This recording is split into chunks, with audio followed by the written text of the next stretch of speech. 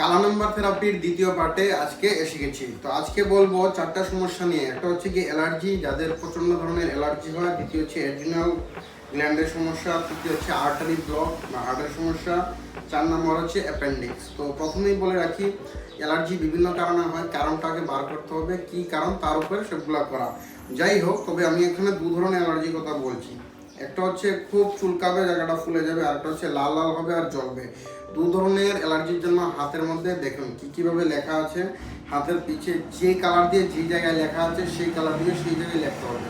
কতদিন যতদিন পর্যন্ত ঠিক না হয়। সবাই ঠিক হবে না, তবে অনেকেই ঠিক হয়ে যাবেন, শুধু এটা করেন। তার সাথে অ্যালার্জি কী কী কারণ হচ্ছে সেই কারণটা বের করে এটাকে বন্ধ করতে হবে। 2 নম্বর হচ্ছে এড্রিনাল গ্ল্যান্ডের প্রবলেম। তো যে কোনো ধরনের সমস্যাই থাকতে পারে, অনেকেই এড্রিনাল গ্ল্যান্ডের সমস্যা দেখা যায়।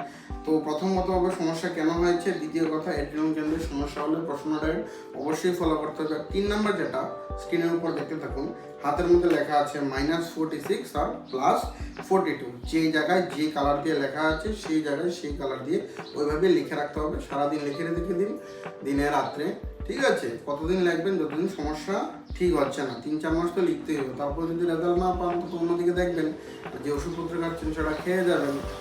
কারণ যদি লেখা দিয়ে ঠিক হয়, ওষুধের কার্যকারিতাটাও অনেক বেড়ে যাবে, নিজে এমনিতেই বুঝতে পারবেন।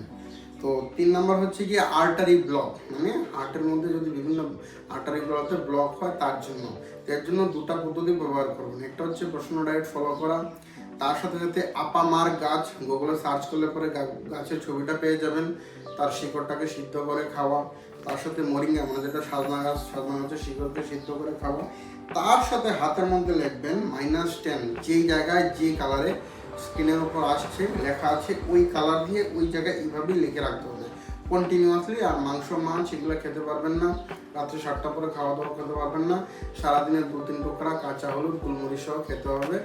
তো এইসব নিয়মকানুন যদি মানেন তবেই হার্টের ব্লক থেকে রেহাই পাবেন, ঠিক আছে? না তো বাইপাস সার্জারি আছেই, করিয়ে নেবেন, এতে কোনো সমস্যা নেই।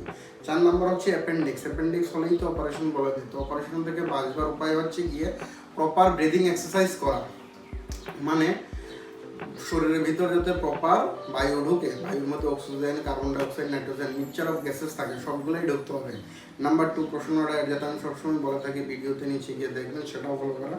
নাম্বার 3 স্ক্রিনের উপর হাতের মধ্যে যে জায়গায় যে কালার দিয়ে যে সংখ্যাটা লেখা আছে সেই সংখ্যাটা লিখে রাখা কন্টিনিউয়াসলি। কতদিন? 3 থেকে 6 মাস লিখে রাখতে হবে। বলে তো হলেই না, তো আপনার কী করবেন, অন্য কিছু করিয়ে নেবেন। সবাই ঠিক হবে মোটেও এরকম না, বাট অনেকেই ঠিক হয়ে যায়। খুবই সিম্পলভাবে ঘরে বসে এটা করতে পারবেন। ধন্যবাদ।